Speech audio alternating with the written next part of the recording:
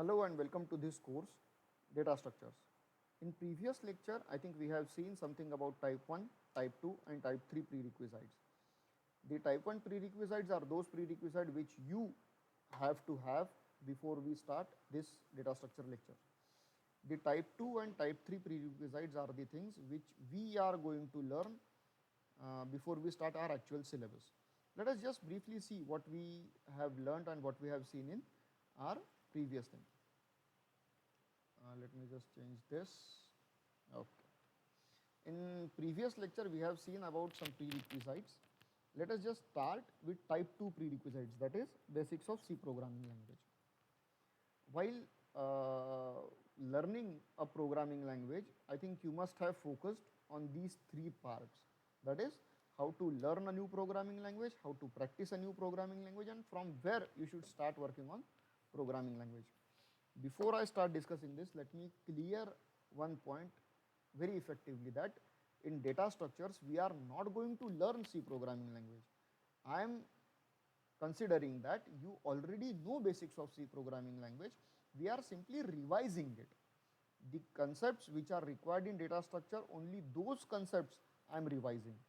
The rest programming language construct, I am assuming that you already know. Now is the high time to understand and revise all those concepts.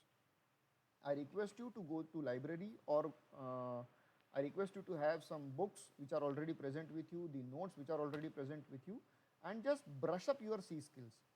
C is an extremely simple programming language. There is nothing which is difficult in C programming language considered as basic. I want you to have a basic understanding of variable structure declaration, variable declaration, printf, scanf statements and all those things only. I don't want you to be very much efficient and proficient enough in programming. I simply want you to understand what exactly programming means and how a basic C program is written. That's it. That is what is required. So let us just revise. Now, before I start revising C programming language, let me ask you a question.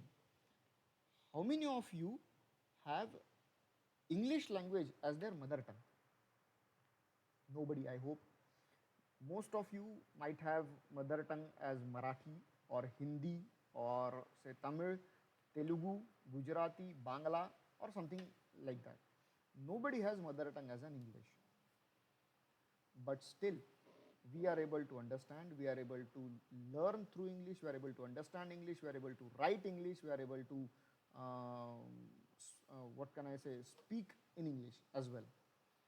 So what gives us the proficiency of doing all these things? It's simply because we have learned English. We have not studied it, we have learned it. We have studied it and applied it as well. So a study along with its application is known as learning. You have learned English language, correct? So simply likewise, we are going to start with your programming language. How did you learn a programming language? Simply, just like you learned an English, you start learning your programming language. How did you learn English then? I think you started with ABCD alphabet set. Then out of those ABCD alphabet set, you created some words. Now, what exactly is a word? A word is nothing but meaningful collection of sentences. From words, you moved on to sentences. From sentences, you moved on to paragraphs. Likewise, in programming, from alphabet set, we create various different variables, constant, literals. We call those as words. Some of the words are already written, pre-written. We call those words as keywords. From those collection of words, we create statements. Just like in English, we create sentences out of words. We create statements by using various different words and by using operators, of course. From sentences in English, we go to paragraph. Likewise, from statements in programming language, we go to set of statements, and that set of statements is called as a program, and writing a set of statements is known as programming. It is as simple as that, no rocket science involved. But there is a glitch involved while understanding these things. We know what is a word in English. A word is a meaningful collection of alphabets. It's not only collection of alphabets. For example, X, Y, Z, W or P, Q, R, S, T. It is a collection of alphabet, but it does not convey you, it does not give you a meaning. So what is a meaning? Apple. Apple. Apple means save. This save is a meaning to a word apple. If you don't understand what is a save, apple is illogical for you. Getting my point? B-A-T, bat. Bat mane balla. If you know what is balla, then bat seems logical, reasonable or understandable form to you. Otherwise, B-A-T, this does not convey you any meaning. I am talking about that sense. In programming language, we create different variables. We create different constants out of this alphabet set. What does alphabet set of C contain? A to Z, 26 characters. Very simple, as everybody knows them. 0 to 9, 10 digits. Everybody knows them as well. And a few special symbols, that is plus, minus, star, divide, asterisk, hash, and all those. So collection of all these things is known as an alphabet set.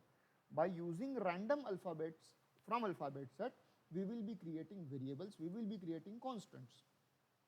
There are few words which are already written in C programming language. Those words are called as keywords. We will be using them as they are. The example of keywords are for, F-O-R for, then S-W-I-T switch, switch, then W-H-I-L-E while. Likewise, these are all pre-written words or keywords. We will be using them as they are without changing anything. So from alphabet we move to words, or from alphabet set we move to variables, constant and literals. Now what after words? We create sentences in English language. Now let us just define a sentence. What exactly is a sentence? Is it a collection of words? No, it is not a collection of words. Let me just give you a collection of words. Alphabet, word, sentence, paragraph. This is a collection of meaningful words, but is it a sentence? No. Why it is not a sentence? Because there is no verb present. Correct? So why do you require verb? To give you a meaning, to convey a meaning. So let us just take another example.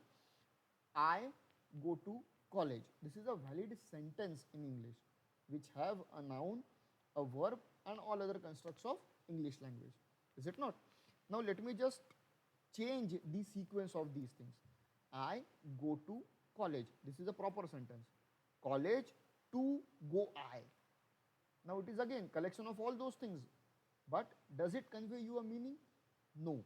Why it does not convey you a meaning? Because there is a pre-required condition in English language that there should be a subject, then after subject there should be a verb, and after verb there should be an object.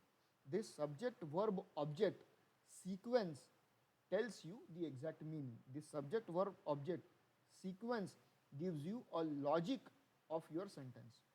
Is it not? Likewise, simply collection of various different operators, simply collection of various different variables and constants does not make a sentence. There is a proper discipline involved in that. That proper discipline is known as syntax of writing a statement. For sentence or a for statement has its own syntax. If has its own syntax. Switch has its own syntax. Likewise, in English, we call that syntax as a grammar. Grammar tells you what meaning or how a meaning is conveyed.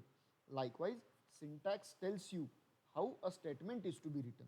If you don't follow grammar, the collection of words does not convey you a meaning. Likewise, if you don't follow a syntax, the collection of operators and alphabets and keywords does not give you a meaning.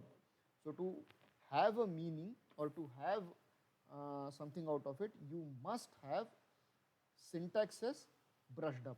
You must have your grammar of programming language brushed up. Because if you don't know the syntaxes or the grammar of programming language, the sentence or expression creation becomes difficult. Correct? So every construct, if, for, while, then switch, then function, everything has its own syntax. You simply need to go through it, that how for is written, how while is written. If you understand that, then that looping or that condition testing becomes extremely simple. No big deal.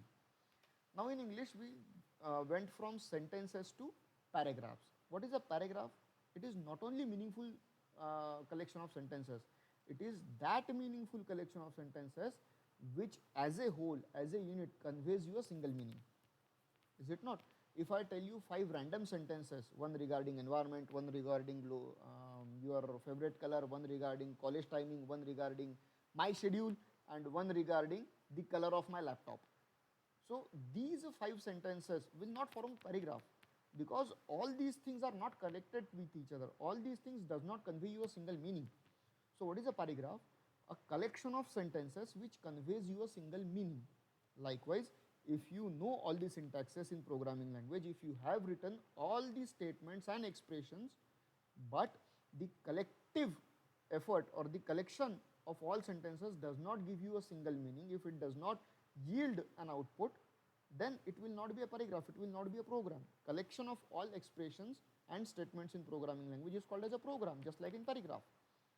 So you have to have a logic present to write a paragraph. Likewise, you have to have a logic present to write or to collect or to make a collection of your statements. That logic along with creation of proper valid syntactical statement, this complete process is known as a programming, and the final outcome of your programming is your program. This is how you have learnt English, from alphabets to words, words to sentences, sentences to paragraph, and this is how you learn your programming language, from alphabet set to your variables, constants, literals or keywords. From those, along with their operators and with some syntaxes, you create expressions, statements, and collection of those expressions and statement along with your logic gives you your line of code or collection of statements. That collection of statements is called as a program, and the complete process is known as programming. It is as simple as that. No big deal, no rocket science involved. I hope you got my part. So just keep this aspect in mind. If English seems simple to you, then programming will be extremely simple to you all, because you already know English. You already know programming language. You simply need to revise it, you simply need to brush it up. If you face any difficulty, any problem, you can call me, contact me anytime. My contact details are already shared with you. You can call me anytime. Now the next important question is, how do you practice? Once you know your programming language, it is not at all enough. You have to practice it every time. Now how do you practice? The very simple way of practicing programming language is trying to code the problem for which you already know the answer. I hope if I tell you that 10 is the radius, then what will be the area of circle? So pi into 10 into 10, that is 100. So 3.14 into 10 into 10, that is 314. You already know the answer. Try to write a program wherein you ask a user by using a printf statement to enter a value of radius. You read the value of radius by using a simple scanf statement, and write a logic, write a program to calculate pi r square, correct? And lastly, display that pi r square and just check the answer which you got by your own logical reasoning and the answer which is given by computer match or not. So this is how we start practicing at beginners level. You take a problem, try to solve it by using pen paper. If it is solvable by using pen and paper, then that problem can be solved by computer. It is extremely simple. So take simple examples like calculating your average, then calculating simple interest, then conversions from meter to centimeter, centimeter to kilometer, from liter to milliliter, and whatnot, all those things. So try to write programs for these. Take up your own problem, solve it, and try to write a code for it. That will give you ample amount of practice. Now let us come to a last part while revising a C programming language, that is, from where should we start? It is extremely simple. Now most of my students or most of the students have a query that, sir, I know basics of C, I know how to write program. If you give me a problem, I try to write, but I don't know when to apply what concept. Why did you write for loop here? You could have used while loop. I don't know why did you use arrays here. We could have used 5 different variables. See, that is where C programming language and other or actual implementation differs. C programming language or a programming as a whole is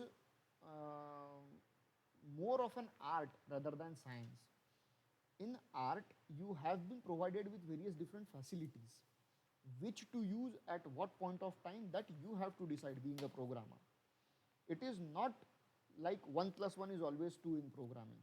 You can use various different constructs to solve a simple problem. There are n number of solutions possible for a single problem present. Out of those n number of solutions, whichever is efficient enough for you, you can implement it. So it's not the case that you have to write something like this only to achieve this thing. No, those hard and fast rules are not workable in C programming. You have been given or you have been told about various different constructs. They are your facilities. Just use your facility as your will to try and solve a problem. That's it. Now from where we should start? If you are revising C programming, you should start from your variables, operators and expressions. After that, from where should we start? After learning of your expressions, you should go with statements. There are various different types of statement. There is a conditional statement, there are repetitive statement, there is selection statement and whatnot. So everything is present in your notes, which is taken previously by your course coordinator. I want you to go through them and understand these things. And lastly, pointer structures and functions. I will be taking these things on my own. So all in all, let us just try to revise C programming language by taking one simple program. Let us just see how things work out for you people. Let us just go to our code block. Where is it? Yes, this is it. Let us just go to our code block and try to write one simple program. Now for which we should write a simple program, let us just take an example wherein I ask for 5 different marks of 5 different subjects and calculate its average. So let us simply go through this thing. First, this is first line, line number 1. This is hash include stdio.h. Now this stdio.h is standard input output header file. Before you start coding, you have to import or you have to include those files. How do we include it? By using the keyword include. Include is a keyword which is pre-written, correct? And this is a syntax or a style of writing your included file, is it not? Now this hash represents preprocessor directive. That means name itself is an explanation, pre-processor. Before processing anything, you have to include it, correct? So hash means pre-processing. So before writing any code or before processing, you have to include stdio.h and you have to include stdlib.h. stdlib is standard library file. All the functions which we are going to implement, most of them, that is printf, scanf and whatnot, these functions are present in these 2 header files. We simply need to use them as they are. We are not going to give definition to these functions, correct? Next we come to line number 4. This is int main. As we all know, the execution of program starts from main. So we will be writing main function. The open and close parenthesis is the syntax for writing main function, correct? The int represents its return type. What function will return after its execution? So if I want my function to return an int, I will write int. If I don't want it to return anything, I will simply write void. If I want it to return a float, I will write float. If I want it to return something else, I will write something else. Likewise, I will be writing int for starting. Done? Then these open curly braces and close curly braces define the scope of your program. From open curly braces to close curly braces, main will have a scope. Out of that, main will not be having a scope. Then this printf is a function which is used to display a text on your screen, correct? A printf is a function. Of course, how do you know it is a function? It is used with pair of parentheses, correct? And it is used to do what? It is used to display something on your screen. Next is hello world. What is it? Hello world is simply a string. Now what is a string? Anything which is enclosed in double quotes is called as a string. And this string gives you what? This strings gives you the actual data which is to be displayed on your console or your monitor. This \n is new line character or an escape sequence, as we say. There are various different types of escape sequence, \a, \t, \r, \n and whatnot. You have to revise them on your own. I am not here to teach these things to you right now. Then lastly, after writing something or some logic to a function, we will be writing return 0. Why do I write return 0? Because my function is returning an integer. If I write void, I will not be writing this line. Got it? If I write float, then I will be writing 0.0. So according to return type, you have to write your return value. Yes or no? A semicolon is a termination symbol. Every executable statement will terminate if you put a semicolon to it. Mind well, I am repeating my words, I am choosing my words very clearly and very effectively, that if you put semicolon after an executable statement, it will be terminating. So if I put semicolon after a main, it will not go beyond it, it will be terminating itself. If I put a semicolon after if, it will not go beyond it. If I put a semicolon after for, it will not go beyond it. So you have to use semicolons wisely. In most of the cases, simply because of overlooking, or simply because of overconfidence, or simply because of ignorance, we put semicolon everywhere. So just be wise and don't put semicolon everywhere, just put it where it is required. So let us just now build and run this thing. So after building and running this thing, I think you will get execution screen, something like this. I don't know whether it is visible here or not, but this execution screen, let me just see. No, it is not visible. So I'll be adding, I'll be showing you execution screen, something like this, Windows capture. Okay, okay. So you see execution screen something like this. Where is it? Where is it? Where is it? Yes. You see execution screen something like this. What was our code? Our code was hello world. And what is the output? Our output is hello world. So likewise, we get an output in return. So this is how you normally revise your basic C programming. So from next lecture onwards, where is it? PPT, okay. So from next lecture onwards, we will be starting with your pointers, structures and functions. Thank you for your patience. Thank you for listening to this lecture. And before I conclude this lecture, I will urge you all again to go through your C programming basics, and we'll meet again with the basic concepts of pointers, structures and functions. Thank you.